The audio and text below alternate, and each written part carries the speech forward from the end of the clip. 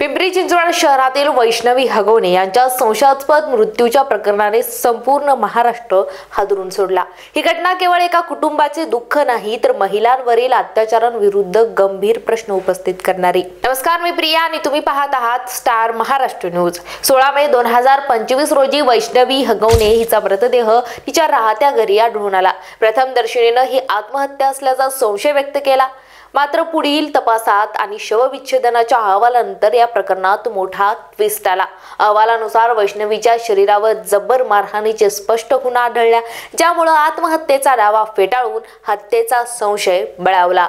वैष्णवीच्या आई वडिलांनी त्यांच्या तक्रारीत सांगितले की तिच्या लग्नानंतर हगवणे कुटुंबियाकडून तिच्यावर सतत मानसिक आणि शारीरिक अत्याचार करण्यात येत होता। दहेजाच्या रूपात म्हणजेच हुंड्याच्या रूपामध्ये तिच्याकडून 51 तोळे सोनं, फॉर्च्युनर कार तसेच 2 कोटी रुपयांची जमीन मागितली जात होती। मात्र 51 तोळे सोनं, फॉर्च्युनर गाडी आणि कित्येक किलोंचं सोनं तिच्या वडिलांनी आधीच दिलं होतं। ही मागणी 2 कोटीच्या जमिनीसाठी होती। सासरच्यांनी तगादा लावला आणि ती मागणी पूर्ण न झाल्यामुळे वैष्णवीवर अत्याचार करण्यात आले आणि त्यामुळेच तिने आत्महत्या करण्याचा निर्णय घेतल्याचा आरोप तिच्या कुटुंबाने केलाय।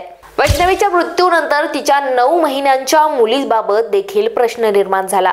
तिच्या पालकांनी या बालिकेची जबाबदारी मिळावी अशी मागणी केली। या मागणीची दखल राज्य महिला आयोगाने घेतली आणि विविध सामाजिक आणि राजकीय संघटनांच्या दबावामुळे 22 मे रोजी वैष्णवीची मुलगी तिच्या आई वडिलांच्या ताब्यात देण्यात आली। हा निर्णय तिच्या पालकांसाठी एक दिलासादायक ठरला। या प्रकरणात प्रमुख आरोपी असलेला वैष्णवीचा सासरा राजेंद्र हगवणे आणि तिचा दीर सुशील हगवणे हे दोघेही घटनेनंतर फरार झाले होते। मात्र पिंपरी चिंचवड पोलिसांनी सततच्या तपासानंतर 23 मे 2025 रोजी त्यांना अटक केली। पोलिसांनी त्यांच्या विरुद्ध पुरावे गोळा करण्यासाठी सीसीटीव्ही फुटेज, कॉल डिटेल्स, वैष्णवीच्या मैत्रिणीचे जबाब आणि वैष्णवीच्या भावाच्या चौकशीतून मिळालेल्या माहितीचा आधार घेतला। एक खास तपशील म्हणजे मृत्यूपूर्वी मटणाच्या जेवणाच्या निमित्ताने घडलेली काही वादग्रस्त घडामोडी या प्रकरणात निर्णायक ठरल्या, ज्या तपासात मोठा उपयोग झाला।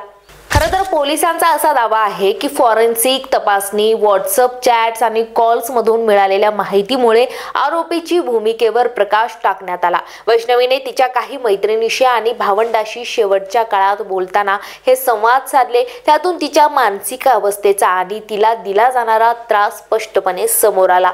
खरं तर ही घटना केवळ एका महिलेसोबत झालेला अन्याय नसून संपूर्ण समाजाला जाग करणारी आहे। दहेज प्रथा, स्त्रियांवरील अत्याचार आणि कुटुंबातील हिंसाचाराच्या पार्श्वभूमीवर या प्रकरणाने पुन्हा एकदा महिलांच्या सुरक्षतेचा प्रश्न उभा केलाय। महाराष्ट्र सरकार, महिला आयोग आणि कायद्याची अंमलबजावणी करणाऱ्या यंत्रणांसमोर आता एक मोठं आव्हान आहे।